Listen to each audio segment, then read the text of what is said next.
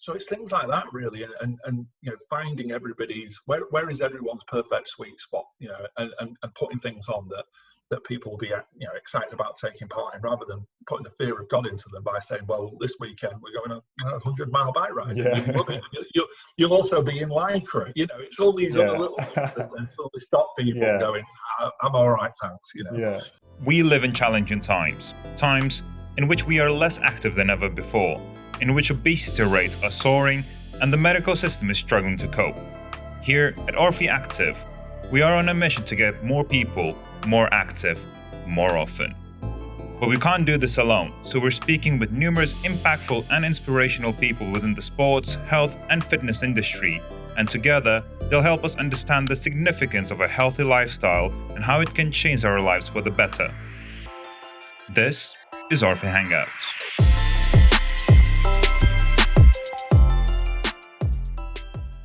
So with this podcast, what we're trying to do is interview inspirational and aspiring people within the sports and health industry to really help people educate and sort of understand the different ways that they can get active and healthy. And obviously, your background suits perfectly for that because, let's face it, like most of your career, you've been involved in sport and active, right? So maybe first just introduce how that come about. Like, is that something you were always passionate about, or how did you get into getting people active like that? Well, I suppose it goes back way back to when I was as close as you can be a pro basketballer in this country. When I say pro basketball, I think I got paid in a pair of trainers and a kit bag once. So that's the closest I got really to be. Yeah, that's right. There was no cash involved, that's for sure. And I think really for me, it was about the difference that sport made. So, I was that kid at school really that was there to sort of entertain the masses, and the actual schoolwork was a secondary thing. And then when I got involved in basketball, that kind of, there was this thing that I was going to go and play in the NBA. So, why would I need GCSEs and all that kind of stuff? Because I was going to be a multimillionaire living in South Beach, So, didn't really, do that well at school. But found that once I started playing and, I played for Manchester and I did a bit of international stuff as well, that really was the catalyst for my learning, really. And, found that sport gave me a lot of things that school didn't give me.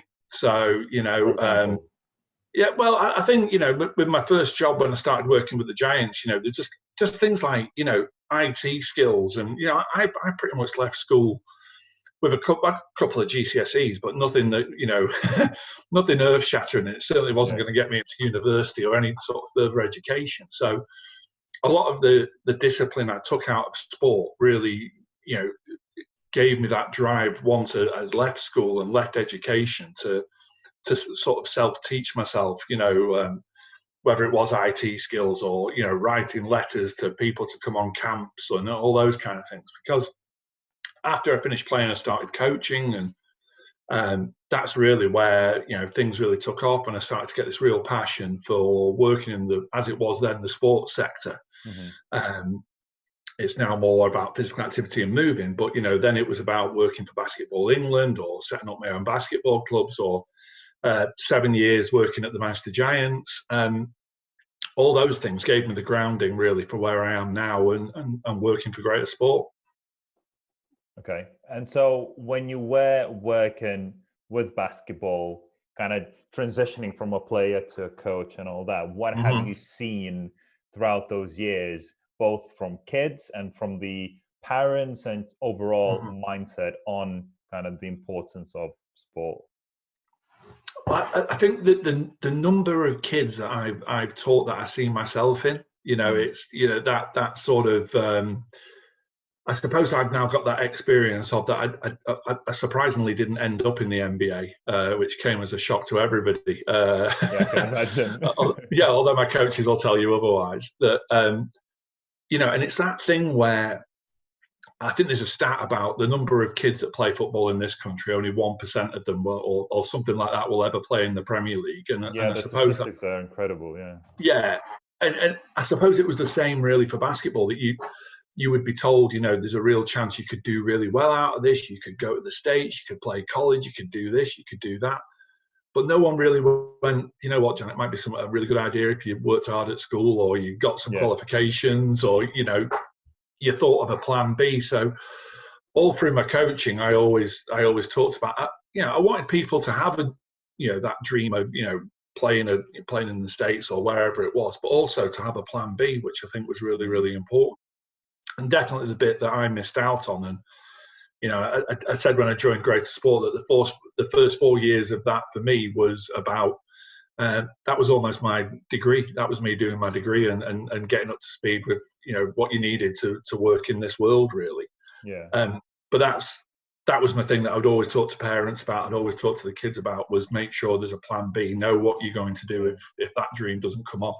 Yeah, I mean, I saw a recent statistic that there are about 15 million people in the UK that do sport or exercise at least once a week, which sounds great, right? I mean, that's a lot of people. But at the same token, that's only about 20% of the whole UK's population.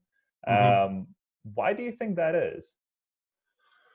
Well, I think, it's funny, I've just got off a call now where we were talking about something pretty similar, that, you know, while we're in this situation, you know, everyone's entitled to go out to their one piece of activity a day and get outside. And there was a number of us saying that, you know, those numbers don't seem to be increasing, you know. So when we go out we'll go out on our walk later on, you're seeing the same people and you're seeing the same number of people, you know, and I think there's a thing where the messaging around, you know, the benefits of that healthy lifestyle and being active, maybe they're not getting through. And, you know, there's also that we talk about in the workplaces stuff we do, that there's around 25% of people that, you know, are currently doing less than 30 minutes of moderate activity a week. And if you think about what that looks like, you know, moderate activity, and they're not doing that, that's a really hard thing to do. And there's all other, you know,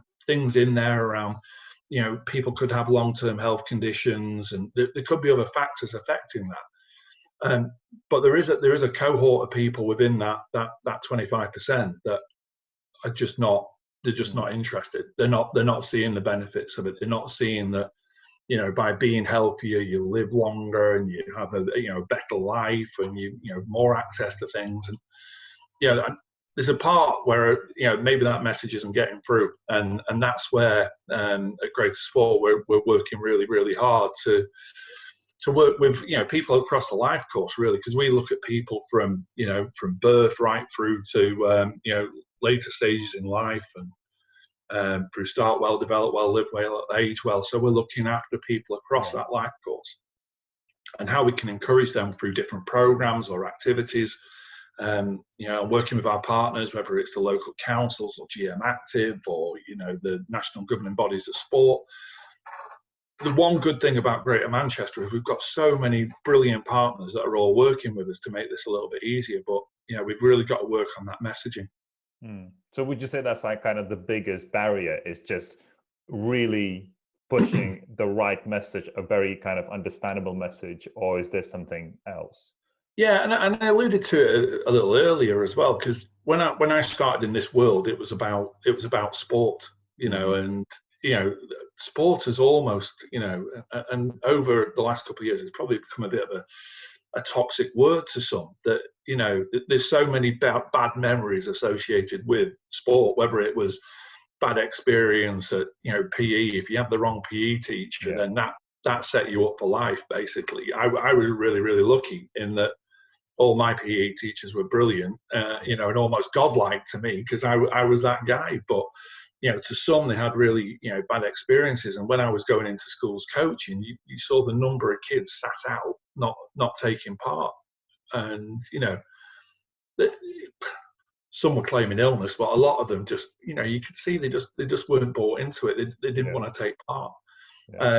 So you've got that to overcome. You know, there's this real bad experience that's happened, and that's where, you know, the wording and the language has changed. So we started with sport, we went to move, you know, physical activity, But even that sets up the imagery around what, well, physical activity sounds like, something assault hard. courses. Something It sounds hard. So now we're at a stage now where we're asking people to move more, and that makes it a little bit easier, So when you start thinking about moving more, well, actually that could just be me taking the stairs or going for a walk.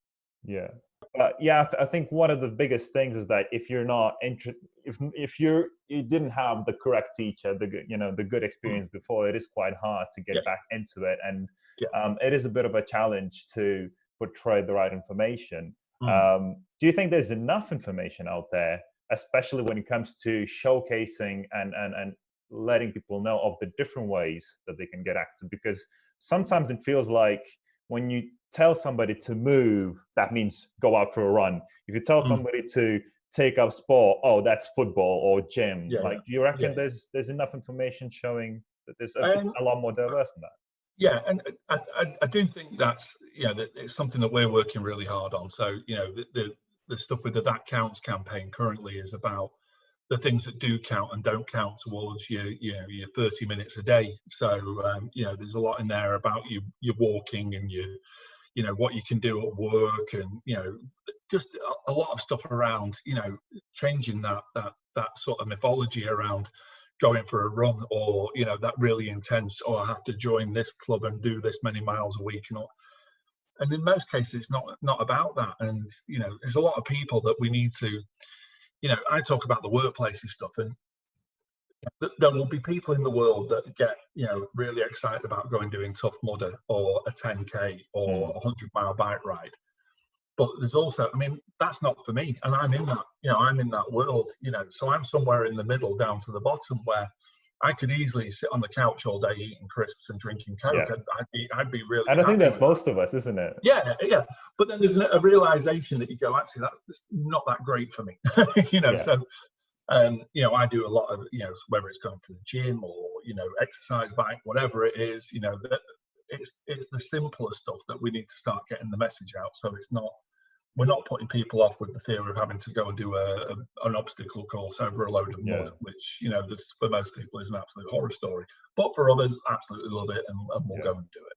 So what have you seen are the biggest misconceptions when you're telling them to go out and move and be active? Yeah, the one I use a lot is with my workplaces hat on. So you'll go out, you'll talk to CEOs, you'll talk to HR people, health and wellbeing people in workplaces, and they'll go, we've got this really great offer, and it will be those things that I just mentioned. It will be, the boss loves a cycle ride, so he organised this event for us to go to, and only 4 people turned up. And they were your cyclists, right? And it's like, well, yes, actually it was. Or they'll use a 10K for team building. Well, I won't be there because I'm not a runner, and I'm certainly not a 10K runner, so I'm not going to do that. And then again, the thing around the Tough Mudder thing, it'll be a laugh. I did it. It was one of the worst experiences of my life, but I was surrounded by people that loved it. It just wasn't right. It wasn't right for me. So there's a thing where we have to find what are the right activities for people, and where do we find the level that everybody has got something where they primary schools, where we take the kids out of class, we whether it's a track or around the playground or around the field or whatever it is, just let them out for 15 minutes to do a mile a day, and they come back in and they're reinvigorated and they're ready to learn again.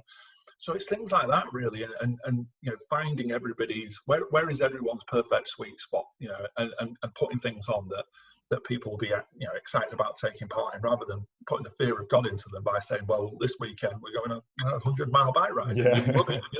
You'll also be in Lycra. It's all these other little things that then sort of stop people going, I'm all right, thanks. So your biggest focus right now, as I understand, is workplaces and getting them active, right? Which is, let's face it, there's such a big mixture of different people. That's quite a challenging undertaking. So just give me a bit of an insight. What does your day-to-day usually look like when you're trying to achieve something like that? You're right. There's a huge difference in the people that are all all in work, and that reflects in that, when we look at the stats, there's 65% of people in work would class themselves as active, so they're doing 150 minutes a week. And of course, the reflection on that is they're in work. They've probably got an income that is enabling them to pay for gym memberships and all those other kind of things as well. But it's about changing. For us, it's about changing the perception of what an active workplace is. So it's not just it goes back to what I was just saying. Really, it's about putting things in place that enable people to be active during their day. So it could be that we start talking about walking meetings. So rather than, which is difficult at the moment, you can't take your laptop around with you on your 1 hour walk or whatever you do. But in normal circumstances, do you really need to have your one-to-one sat at a desk in a room with no windows? No, you don't. You can go for a walk outside. You can go wherever you need to go. So it's just changing those things about, how many times have you been into an office building where you've gone to reception and said, I'm meeting such and such a body, and they go, yes, he's on the 4th floor and the lifts are just over there. They never ever tell you about where the stairs are. So they don't even give you the option of taking the stairs. It's always that preconditioned, you must want to use the lifts. The lifts are the quickest way. I want to get a couple of extra steps in. So it's just changing those little bits, bit by bit. And a lot of people have tennis tables in their buildings now, and all these other little bits of equipment that you can use, which are all great. They're not the entire answer to the problem, but if they're there, it just enables you to have that 5 minutes away from your desk, come back refreshed, ready to go again.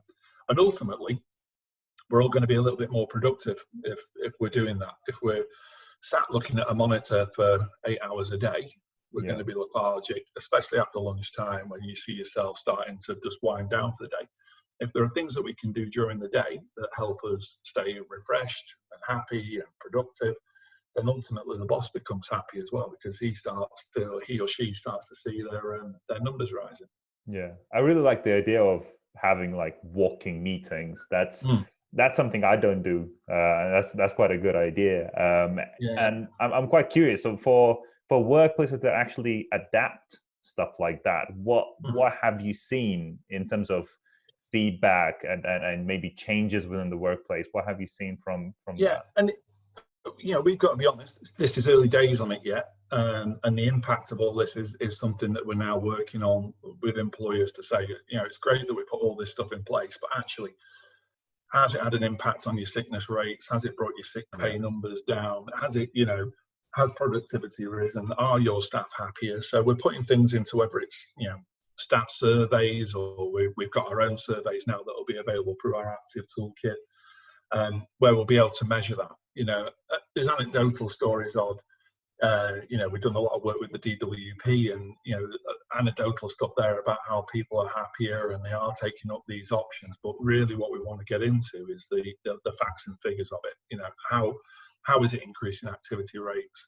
How is it impacting on that sickness figure or absenteeism and those kind of things? So, hopefully in the next 6 months or so, we'll start being able to bring back good stories of workplaces that started implementing this. Because, like I say, we're at the very early days of it at the moment. Yeah.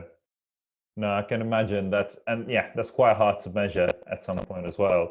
But one of the things that I wanted to touch on as well is we can't deny the fact that sports overall as a concept, and when you're watching it, when you're watching a documentary or whatever of somebody else being active, that a lot of times wants you to go out and try it and be active yourself. Now that most of this year's sporting events, including the Olympics, have been either cancelled or postponed, how do you think that will impact people getting active from those type of activities? So one of my big things is around that imagery in the first place. So if you're in that, say, 25-30% of people that are inactive, seeing Mo Farah or someone of that ilk performing at that level, is that achievable for you in the first place? So there's the thing around these big sporting events or sports stars, are they actually the catalyst to get people moving in the first place? So, you know, you look back at the 2012 Olympics when we were told that was going to be the catalyst to the whole of the UK suddenly taking up a sport or whatever it was, and that really didn't happen. You know, there was a slight change, but it wasn't huge, and it certainly wasn't what was expected. So there's a part where actually, do these big things have the effect we want them to? But maybe with everything that's going on right now, and we're being asked to, you know, make sure you get your 1 day activity in, maybe this will have a bigger impact than those sporting events anyway. Because if people get into a routine of going out and feeling the benefits of that one walk or that one run or one cycle or whatever they're doing, maybe that will be the thing that actually triggers people to start doing a little bit more, rather than, you know, the Euros or the cricket or whatever it is, you know. So it's going to be interesting over the next couple of months to see how that works, and whether it does pick things up or not. And then, of course, next summer we've got a huge summer of sport. So if this 1 hour a day or whatever it is, you know, doesn't work, then maybe next year we'll have a huge summer of sport, and that will. So, you know, either way, we're going to find out. And to be fair, you know, there is this, not necessarily stigma, but I guess culture of, if you're going to watch a football match or basketball match or whatever it may be, you'll get a beer, you'll get some chips, you'll get, you know, all the junk food you can eat, because it's that kind of an occasion. So sometimes it actually has a negative effect a bit on that, because you're just there to be entertained. More than anything.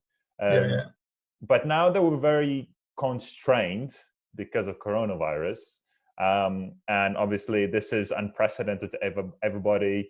Most people kind of now are adapting to that kind of lifestyle, but it is quite difficult still. How do you think that affects people being active and healthy? Do you think people are going to be taking kind of the fact that they need to be healthy and active a bit more seriously, or is there going to be something different? Yeah, and you know, and this was again, it's a conversation that we were kind of having I can't get the words out.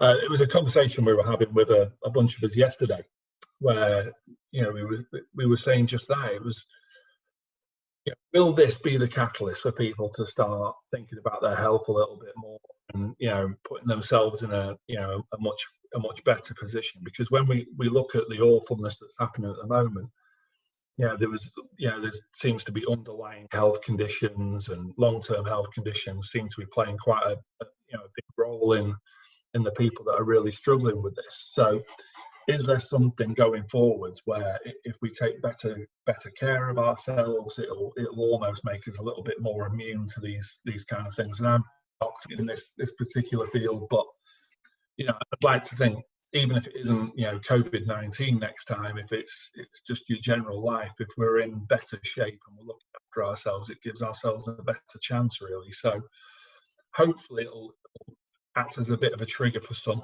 and it'll, you know, this one, you know, this advice around getting out at least once a day. Let's not say at least once a day. Getting out once a day will be the thing that hopefully triggers them to do a little bit more. Yeah, I mean, I'm an optimist myself most of the time. So even from this, I remember just sitting there and kind of appreciating the fact that what's happening right now, because we all know it's temporary. Obviously, it's sad to see what's going on, but as you said, you know, most of the deaths that are happening have quite significant underlying issues already, and I really kind of am hopeful that, you know, I see a lot of people that I've never seen, you know, running now, you know, and trying to be active and all that. And I think it is, you know, it is reminding us of how fragile we all can be. And just, you know, being grateful for the fact that you can go out for a run, for a walk, that there are a lot of different ways to be active, you know, whatever your situation is. So it is twofold at the end of the day. And it's quite interesting, because the flip side is that there are a lot of people actually now who are using, you know, using this as an excuse to get themselves fit. And I've seen one or two people running around who, you know, probably haven't done much running before, actually. And, you know, there's again, a couple of us were talking the other day about that now about the number of people reporting to A&E who are doing themselves a mischief because they're either picking up weights that are too heavy for them, or they're going for a run where it's too long for them.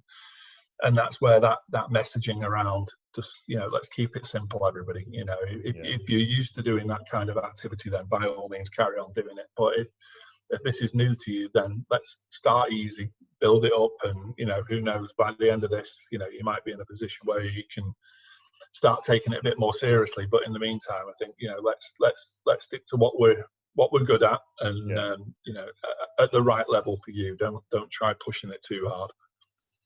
So for somebody that's listening right now and they want to get more active, healthy, obviously this situation right now is a bit limiting to do that.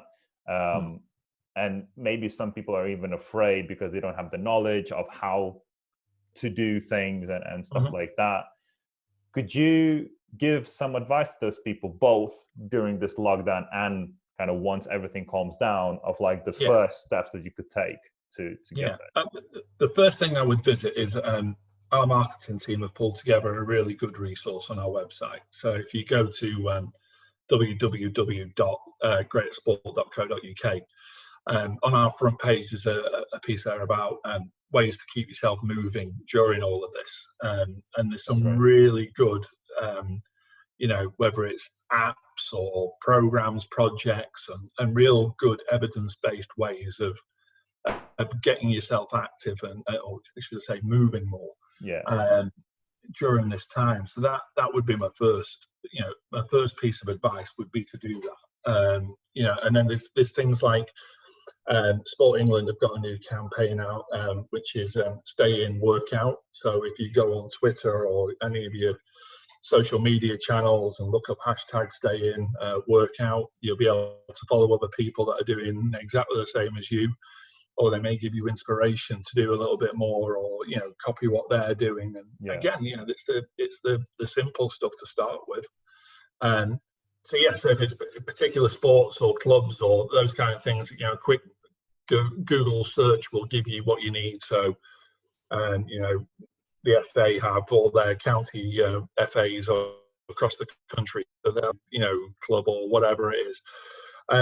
So there's loads of ways, you know, to do it. And, you know, there's the This Girl Can campaign, huge campaign that's helped loads of women and girls get back into sport or activity. And, you know, there are things like Back to Netball, which are hugely popular. One that I know you're aware of, like NBA 40, you know, the work they're doing for, you know, over 40s, getting back into basketball and things like that. So there's loads of these things out there. And there's lots of simple ways of getting involved. And, you know, there's people like Joe Wicks is doing his, you know, daily PE stuff for the kids at the moment. I think there's loads of adults doing the same thing. So, you know, there's loads of little things out there at the moment. But my first port of call is go to our website, have a look at that ways to keep moving, and you know, that'll give you the help and the tips you need to keep going. Yeah, I think that's really good, because, you know, it's a great thing that there's so much out there, but at the same time, it can be quite overwhelming. You know, what is it that you choose? Which workout do you follow and stuff like that? So having like a place where you can just go to and look at, right, these are the steps you can take just to start. I think that's a really good thing. And it's all there. So it breaks it down into different sections. So there's some stuff in there for older adults, and you know, like I say, there's the stuff around the This Girl Can campaign, or, you know, children and young people. So there's loads of stuff in there as well. So, so I saw something in there was you know, kind of keeping active with your kids, and it was like dancing to Disney songs and stuff. It's just brilliant advice, like, honestly. So what you're seeing is a lot of the parents are doing these activities with the kids. So, you know, and I don't have kids myself, but I know people that do. And, you know, 2 weeks into this, it's becoming a little bit strange. You know, the number of people online are things just like this, where their kids whizzing around the background or coming to sit on their knee and all this kind of stuff. So it's just a great way of burning off a little bit of their energy, but also a good way for you to just break away from your, staring at your screen for all day, which, when we're in these circumstances, it's a lot easier to sit looking at your laptop all day than it is actually in the office. So all these things help. And personally, during this time, how are you keeping active and moving? So I'm a walker and a stationary cyclist at the moment. So we do one of two walks. So we either have a quick half an hour in the morning, so straight out of bed, go for a walk to the basically the end of the road, which is a couple of miles and back, and I'll then go on the exercise bike. And but what we're going to do today is we'll do our slightly longer walk, so it's about 4 or 5 miles at the end of the day. Done in under an hour, but down the canal, get some fresh air. And it was a lot nicer last week when it was a bit sunnier, but this week's a bit colder, but it's fine. It's the clothes that aren't right, not the conditions, apparently. So very true. So just trying to do as much as I can, really. And because it is easier. A lot of people have seen talking about that walk to the fridge is really, really easy, but stopping that walk to the fridge and going doing something else isn't so easy. So that's my routine at the moment. Brilliant. That's really useful stuff. I'm glad to see the variety of different things that you are doing, you've been doing, and you're going to be doing in the future. My final question regarding this will probably be, what excites you the most about the future and what you're doing and what you're expecting to achieve? I think there's everything that's going on now has highlighted it for me. It's we've got to improve the health of the residents of Greater Manchester.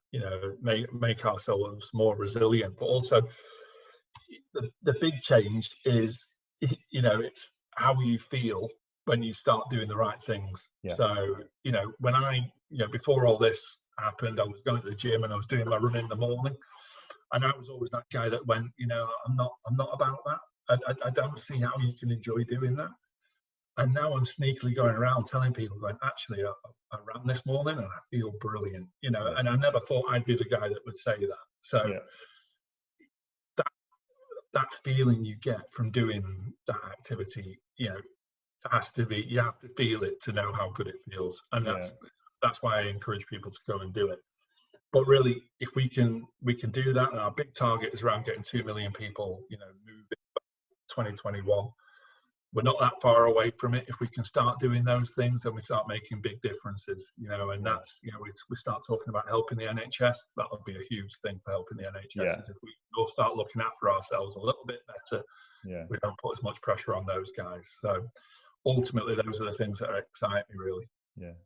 No, that's awesome. So, and I'm really kind of grateful of the fact that people like you exist and the organization of GreaterSport. I'm really rooting for you guys to not only reach 2 million, but go way beyond that by 2021. I think we'll need to circle back at that time to see where you are. And obviously, from our point of view, we'll do whatever we can from our side to help you to get that number. But in the meantime, really appreciate your time, appreciate the advice.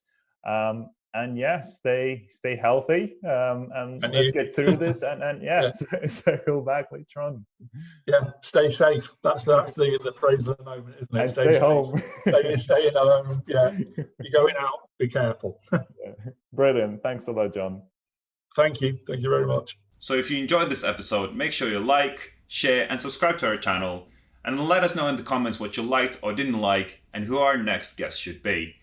For more content like this, make sure you follow all of our social media channels, and don't forget to download the ORFI Active app to find a variety of sporting and fitness activities near you to easily find and join.